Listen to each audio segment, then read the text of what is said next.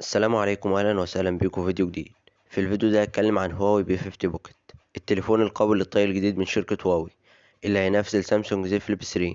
وفي الفيديو ده هقول لكم على مواصفاته وسعره. هبدأ بالشاشة.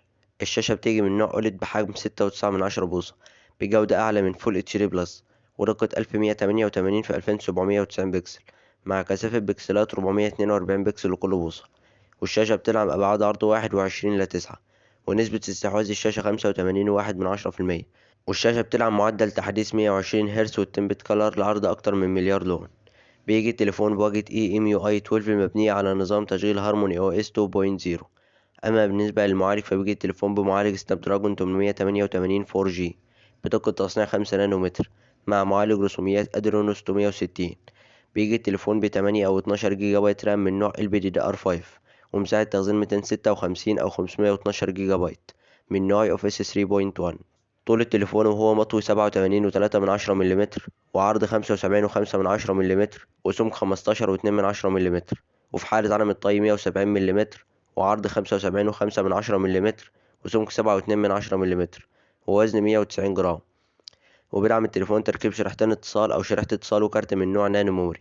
وبيجي التليفون بظهر من الإزاز وفريم من الألمونيوم، والظهر فيه حلقتين، واحدة للكاميرات والتانية للشاشة الخارجية اللي بحجم 1.4 بوصة، بجودة فول اتش دي، ودقة 340 في 340 بكسل، مع كثافة بكسلات 328 بكسل لكل بوصة. والشاشة دي بتعرض الإشعارات والتاريخ والوقت وتصوير صور سيلفي بالكاميرات الخلفية.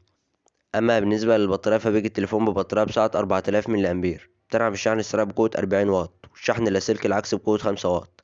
بيجي التليفون بسماعتين ستيريو، وما بيدعمش مدخل السماعات الخارجية 3.5 مليمتر. وبيدعم التليفون الواي فاي 6 وبلوتوث 5.2 والجي بي اس والان اف سي. وبيدعم التليفون كل المستشعرات زي التسارع والدوران والقرب والبوسطة والجيروسكوب. والبصمة بتيجي على زرار الباور. وبيدعم الهاتف الفيس انلوك. الكاميرات بيجي التليفون بثلاث كاميرات خلفية، الأساسية بدقة 40 ميجا بكسل فتحة عدسة اف 1.8. الكاميرا التانية بدقة 13 ميجا بكسل فتحة عدسة اف 2.2 للتصوير الواسع بزاوية 120 درجة والتصوير الماكرو.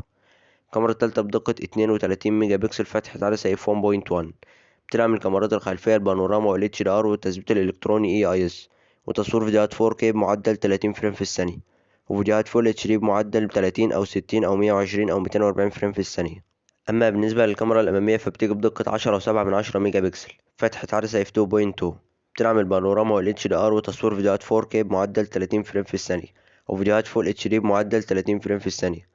بيجي التليفون بثلاث ألوان، الأسود والفضي والذهبي. أما بالنسبة للسعر النسخة 8 جيجا بايت رام مع 256 جيجا بايت بسعر 1411 دولار.